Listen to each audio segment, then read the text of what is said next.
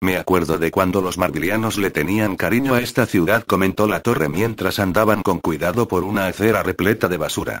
Las calles estaban limpias, el suelo barrido. Los arbustos y las flores del bordillo siempre tarareaban melodías alegres.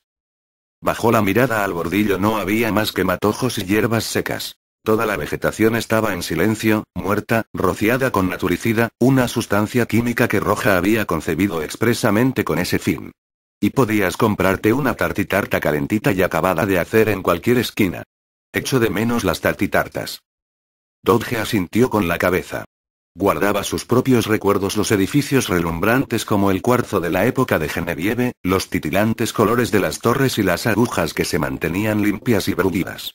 Marvilia había sido un lugar rutilante, esplendoroso, incandescente, habitado en su mayor parte por ciudadanos trabajadores y respetuosos de la ley. Ahora, todo estaba recubierto de mugre y hollín.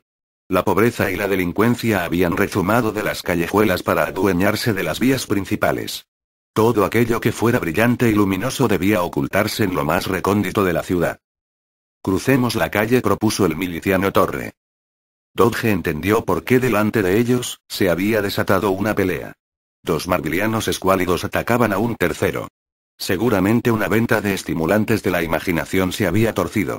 Cuando Dodge y la Torre caminaban por la calle, no podían avanzar más que unos pasos sin toparse con alguna trifulca.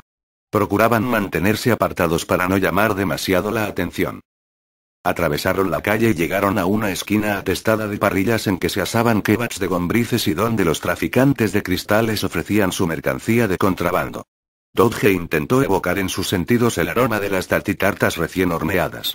¿No le había comprado su padre una en esa misma esquina? Su memoria sensorial le falló. Le resultaba imposible revivir el pasado. Por encima de los gritos y otros ruidos de la calle, oyó una voz incorpórea que repetía consignas y alabanzas de Roja, procedente de unos altavoces instalados en lo alto. El camino de Roja es el camino correcto. En el principio estaba Roja, por lo que, cuando llegue el final, estará Roja. Rostros tridimensionales proyectados en vallas holográficas informaban sobre las campañas y los impuestos más recientes. De fondo, emitida desde Dios sabe dónde, sonaba una música enlatada, la banda sonora de la caída en picado de Marvilópolis hacia la más absoluta decadencia. Parecía provenir de cada grieta de la acera, de cada bache de la calle, de cada fisura en los edificios deteriorados por el tiempo. Era una melodía basada en la repetición infinita, con letra escrita por la propia Roja, que la ensalzaba como salvadora de Marvilia. Me encantaría experimentar el silencio de nuevo, dijo Dodge. Pasarme un día entero rodeado de silencio.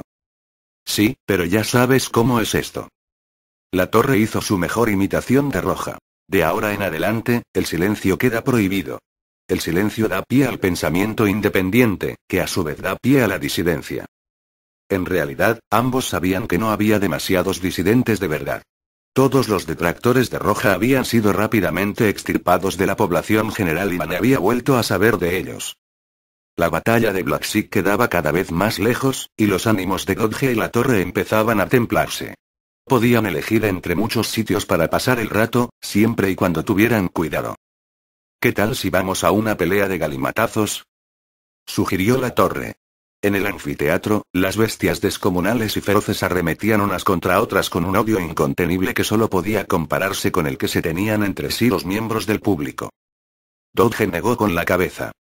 Siempre se arma alguna bronca, y no me gusta la sensación que me queda cuando nos escabullimos sin haber herido siquiera a los soldados de Roja.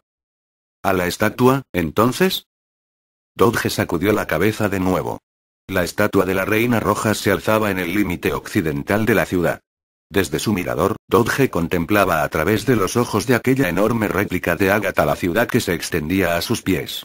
A veces, su sed de venganza remitía un poco al imaginar que se encontraba dentro del cráneo de la reina. Pero aquel día no tenía ganas. Demos un paseo ya, dijo.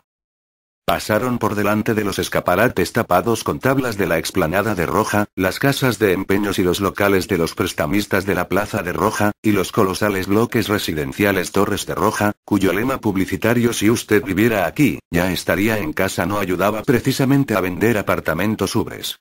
Hicieron una escala en el hotel y casino de Roja, donde, además de apostar cristales, los marvilianos podían jugarse la vida a un solo lanzamiento de dados. Dodge apretó el paso cuando pasaron frente al Palacio de Corazones, ahora caído en el abandono y habitado por ocupantes ilegales atontados por los estimulantes Camino del Solar donde se estaban construyendo las 5 agujas de Roja. Su malignidad imperial había prometido que las 5 agujas de Roja serían la estructura más alta del universo. Una columna vertical de acero revestida de cristal anguloso y veteado que se elevaría majestuosa hacia el cielo y estaría rematada por 5 agujas puntiagudas como los dedos de la mismísima reina. ¿Crees que llegará a terminarla?, preguntó la torre. Dodge se puso tenso. Creo que no debemos darle la oportunidad. Por todas partes veían letreros que exhortaban a los marbilianos a asistir a las reuniones de las innumerables sociedades de la imaginación negra que proliferaban ahora en todos los salones de banquetes, mientras que las sociedades de la imaginación blanca se veían obligadas a reunirse en la clandestinidad. A los defensores de la imaginación blanca que eran descubiertos los condenaban a una muerte lenta y dolorosa.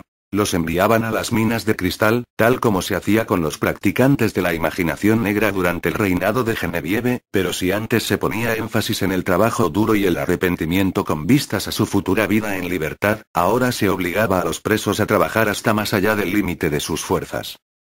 ¿Qué clase de mundo es este?, preguntó el miliciano Torre, disgustado, en que vecinos y amigos se delatan mutuamente. Un mundo en que los hijos, enfadados con sus padres porque no les regalaron un juego de iniciación a la imaginación negra por su cumpleaños, pueden denunciarlos al teniente del corte más cercano y declarar que oyeron a sus padres decir que Roja no es la soberana legítima del reino, para que los arresten y los sometan a torturas inenarrables. Estoy seguro de que a Roja le da igual si dicen la verdad o no. Probablemente prefiere que no, dijo Dodge. La torre asintió y volvió a imitar la voz de Roja. Porque la mentira es mucho más acorde con la imaginación negra. Mi reino prospera gracias al engaño y la violencia. Y la incertidumbre. La torre resopló de indignación. Leyes distintas para gente distinta. Los miembros de la familia de Picasso de Tréboles evitan que los manden a las minas haciendo donativos generosos a la cuenta personal de cristal de la reina. En cambio, para el marbiliano de a pie, no hay esperanza, se los llevan a la mina. Dirigieron sus pasos hacia el bosque eterno. Ya habían visto bastante. Yo te diré qué clase de mundo es este, prosiguió la torre, respondiendo a su propia pregunta. Es un mundo que no puede durar. No, repuso Dodge, pero ya no estaba pensando en el ascenso y la caída de las reinas, ni en la corrupción general de la población. Pensaba en algo más personal, en su motivación para levantarse cada mañana, la idea de matar al gato.